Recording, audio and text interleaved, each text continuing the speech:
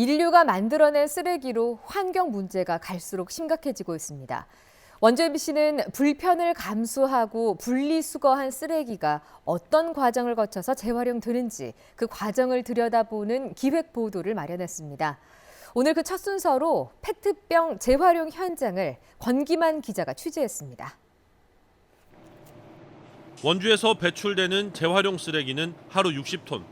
코로나 발생 이후 음식 포장재 등의 사용이 늘면서 20%가량 증가한 상태입니다. 이 가운데 가장 많은 것이 생수나 음료가 담겼던 페트병입니다. 이 페트병들은 따로 모아 압축해 전문 처리업체로 보내집니다. 각 시군에서 모인 페트병 블록이 산처럼 쌓여 있습니다.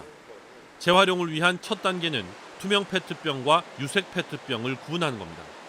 자동 선별기가 있긴 하지만 포장재로 덮여 있거나 오물이 있는 경우에는 선별이 안 돼 결국 사람이 다시 확인해야 합니다. 최근 페트병의 수요 중에 약 10% 정도가 유색병으로 이루어져 있는데요. 이 유색병의 일부가 섞임으로 인해서 제품의 가치가 굉장히 떨어집니다.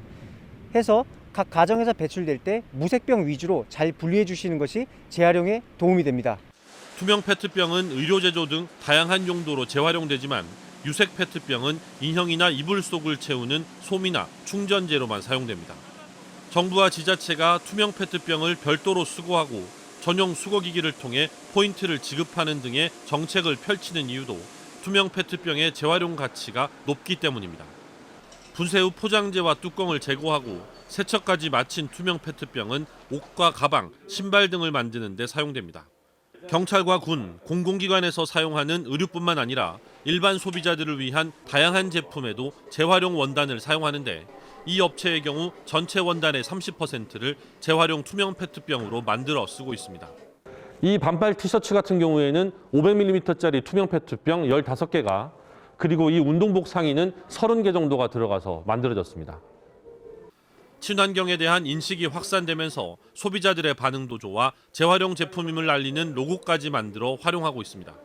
투명 페트병의 수집과 유통 비용을 줄이기 위해 전용 분쇄기도 설치해 운영하고 있습니다. 소비자분들께서는 처음에 일단은 신기해하세요. 페트병으로 옷을 만들었다는 것 자체에 신기해하시고 사실 구매하실 때는 모릅니다. 똑같이 옷이 예뻐가지고 구매를 했는데 알고 보니까 재활용 소재더라. 게다가 우리나라 페트병을 재활용했다더라 하면서 더 이제 좀 더 만족도가 높으시죠.